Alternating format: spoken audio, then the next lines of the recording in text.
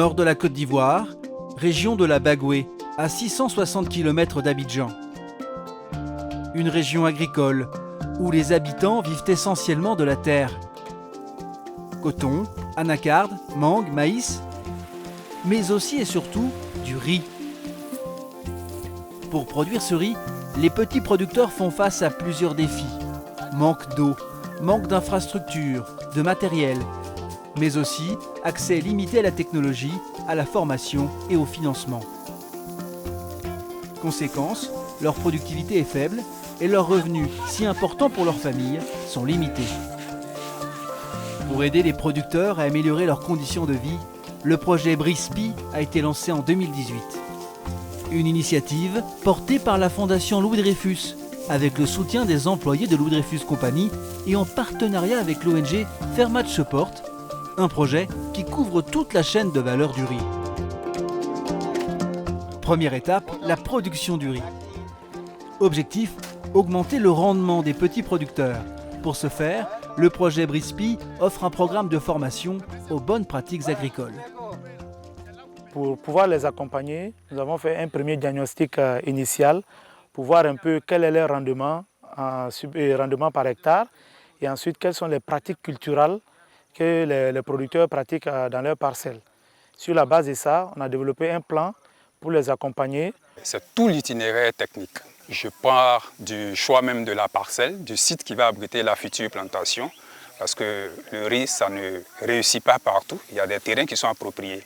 Donc comment reconnaître ces terrains, comment faire la préparation du site, c'est-à-dire le nettoyage, le labour selon la profondeur recommandée, et comment mettre en place la culture proprement dite, c'est-à-dire le semis. Ces formations en bonne pratique interviennent tout au long de la croissance du riz, du semis à la récolte. Elles ont d'abord été dispensées à des producteurs dits leaders. Ceux-ci sont des membres de coopératives qui ont été sélectionnés pour pouvoir ensuite, à leur tour, être en mesure d'enseigner à d'autres producteurs. Un cercle vertueux. Le producteur leader, finalement, il est identifié au sein de sa coopérative. Il est là pour être le relais de nos formations envers les producteurs à la base. Ces bonnes pratiques sont ainsi fièrement transmises par des leaders conscients de leur impact dans leur communauté. Je suis fière, très fière de ça.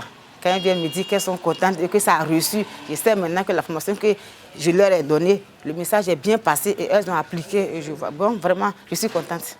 On fait la semis en ligne. Avant, on ne faisait pas ça, on faisait en vrac comme ça. Oh, ça ne produit pas beaucoup. Ah, la semis en ligne, maintenant, tu gagnes plus.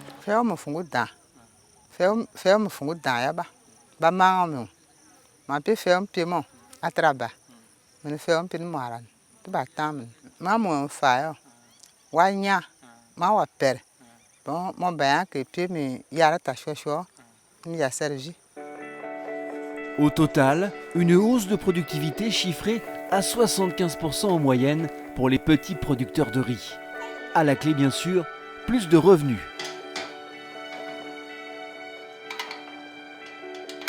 Si les cultivateurs sont heureux de produire en plus grande quantité, il reste le défi de la commercialisation.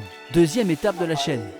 Là encore, la Fondation Louis Dreyfus, avec son partenaire Fermat Support, est présente. Le gouvernement ivoirien s'est doté d'une trentaine d'usines de grande capacité.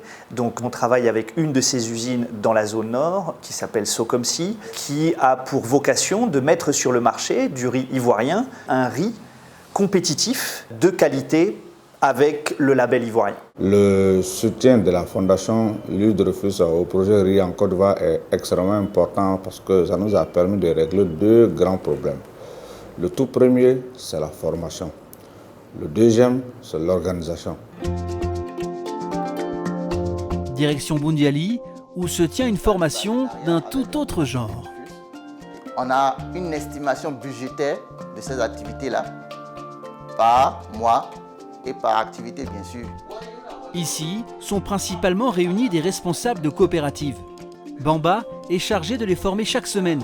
Il n'est plus question de techniques agricoles, mais plutôt de gestion administrative et financière.